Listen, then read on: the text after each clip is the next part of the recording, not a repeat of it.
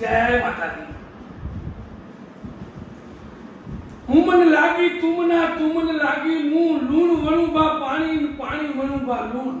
ગુરુ ગોવિંદ દોનો ખરા કિસકો લાગુ પાય બલી હારી ગુરુદેવની ગોવિંદો લીલા બતાય. એનો મતલબ એવો થાય કે ગુરુ ગોવિંદ દોનો આપણી સામે આવીને ઊભા અને આપણે કેને પગે લાગવું એ આપણે જાતે નક્કી કરવાનું. કે ગુરુ ગોવિંદ બે સામે આવીને ઊભા તો આપણે પહેલા કેને પગે લાગવાનું? ગુરુને પહેલા પગે લાગવાનું. ગોવિંદ ગુરુ હતા તો ગોવિંદ આયા, જો ગુરુ ના હોત તો ગોવિંદ આવત નહીં. બરાબર? એટલે આપણે ગુરુ ગોવિંદ દોનો ખરા કિસકો લાગુ પાય બલી હારી ગુરુદેવની ગોવિંદે લીલા બતાય. એક એવો ગાંડો જેવો માણસ હતો એ આમ જંગલમાં જતો હતો. એને એમ થયું કે હારું જંગલમાં એક સંત મુનિ બેઠા હતા, આમ સમાધિ ચડાવીને આખું બંધ કરીને શંકર ભગવાનના જેમ માથું આમ એકદમ આગળ બંધ થઈને બેઠા હતા એક વડલાની સામે. અને ત્યારે એ માણસે કીધું કે આ માણસને કંઈક તકલીફ છે. એક દાડો જોયા, બે દાડા જોયા, 3 દાડા જોયા. પછી એને એમ થયું કે હવે હું માનવ જો સમજો તમે, ગાંડો માણસ એમ વિચારે કે માણસની દ્રષ્ટિએ મારે આને કંઈક મદદ કરવી જોઈએ. કે આ માણસ 3-4 દિવસથી હું રોજ જોઉં તો આ એક જ સમાધિમાં હોય છે, નથી હલતો નથી ચલતો, તો આને કંઈક તકલીફ છે. તો એ ગાંડા માણસ પાસે તો કશું જ નહોતું, પણ તો એને એમ થયું કે હું આની કંઈક તકલીફ દૂર કરું. તો એ પેલાની દાઢી ચાલી અને આમ હચમચાવી કહે છે, એ ભાઈ તારે શું તકલીફ છે? ત્યારે એ ગુરુજી એમ કહે છે, આમ આંખ ખોલી ગુરુજીએ તો એને એમ કીધું કે આ તો કોઈ ગાંડો માણસ છે. તો એ એમ કહે છે કે ભાઈ મારે કોઈ તકલીફ નથી, તું તારું કામ કર, હું મારું કામ કરું. તો પેલો ગાંડો મને ના, એ કે નહીં, તારે તકલીફ છે, તું મને કહે, હું તારી તકલીફ દૂર કરું. ત્યારે પછી એને કીધું કે હવે આ ગાંડાને ગમે તે રસ્તે ચડાવી દેવો પડશે, નકર આવ્યો મને છોડશે નહીં. સંત હતા એટલે એ તરત સમજી જાય કે આ મને ડિસ્ટર્બ કરે છે, મને ધ્યાન ધરવા દેતો નથી, મારું આખું ભંગ કરાવે છે, એટલે હવે આને હું ગમે ત્યાં ચડાવી દઉં લાઈને. એટલે એને કીધું કે મારો એક મિત્ર હતો, આ જંગલમાં ખોવાઈ ગયો છે. એને વાઘ જેવું મોઢું હતું, વાંદરા જેવું પૂંછ હતું, પાછળથી જો માણસ જેવું એનું શરીર હતું, આ ટાઈપનો માણસ છે અને આ જંગલમાં ખોવાઈ ગયો છે. હવે હું એને ગોતવા માટે પ્રાર્થના કરું છું કે એક ચાન્સ છે, મને મળતો નથી, તું ગોતી આવ તો મારું બધું દુઃખ થઈ જાય દૂર. એટલે એમ કરીને એને અહીંયાથી એને ભગાડી દેવાનો, એટલે હું શાંતિથી મારી સમાધિમાં વળી પાછો લાગી જાઉં. પણ આ ભાઈ તો બસ આને કીધું. એટલે કહેવત છે કે મું મને લાગી તુમના તુમને લાગી મું લૂણ વણું બા પાણી પાણી વણું બા લૂણ. એટલે એમાં કાંઈ આવે નહીં, મીઠું પાણી બે મિક્સ થઈ જાય એટલે એ જુદું કદી જાય નહીં. એટલે બસ આને તો અંદરથી લાગી ગઈ, લગત લગી ગઈ. પછી આ તો જંગલમાં નીકળી પડ્યો. બસ એક જ કે મોઢું હતું એનું સિંહ જેવું, વાંદરા જેવું એનું પૂંછ છે, માણસ જેવું શરીર છે.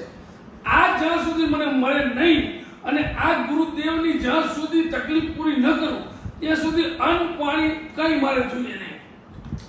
જંગલમાં નીકળી પડ્યો ભાઈ કાંડો.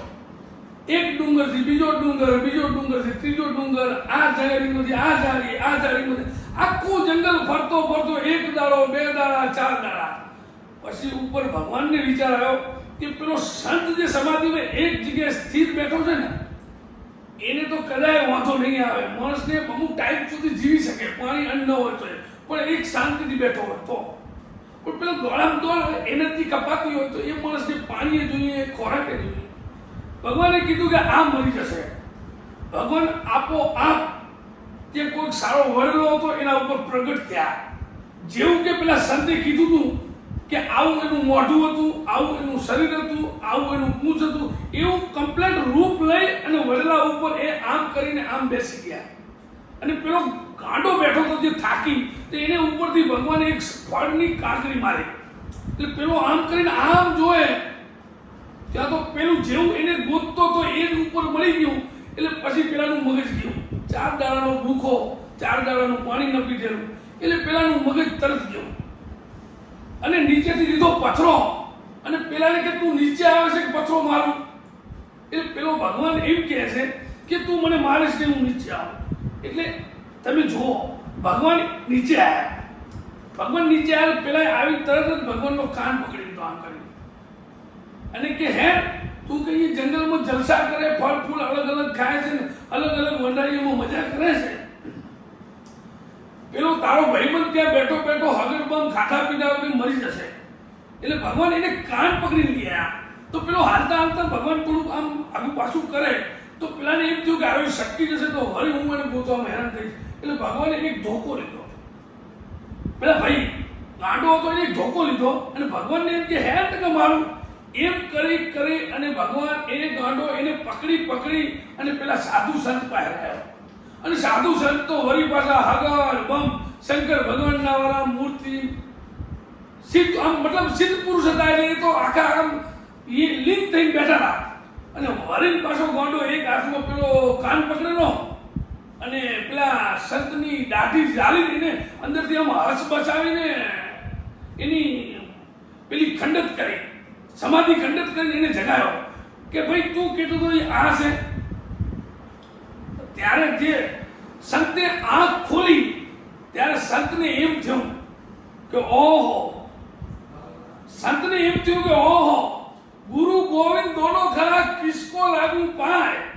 કે ગુરુ ગોવિંદ એવું નથી કે સંતો એ જ ગુરુ હોય. ગુરુ આમ માણસ પણ આપણો બની જાય છે, એક નાનો માણસ પણ ગુરુ બની જાય છે, એક મજૂર માણસ પણ આપણો ગુરુ બની જાય છે. આપણને જે માણસ કંઈક શીખવાનું આપે અને એમાંથી આપણને સમજણ મળે, એમાંથી આપણી પ્રગતિ થાય તો આપણે પણ તમે પણ મારા ગુરુ બની જાઓ. એ ગુરુ માટે સાધુ સંત તિલક ટપક કરેલો હોય, ભભૂતિ લગાવેલી હોય, જનોઈ ધારી હોય એ જ ગુરુ હોય એવું નથી આ દુનિયામાં. ગુરુ તો કોઈ પણ માણસ મળે. આપણી તીસરી આંખ ખોલે એ જ શંકર ભગવાન. બાકી બે આંખ તો હરેક માણસને છે બતાવવાનું.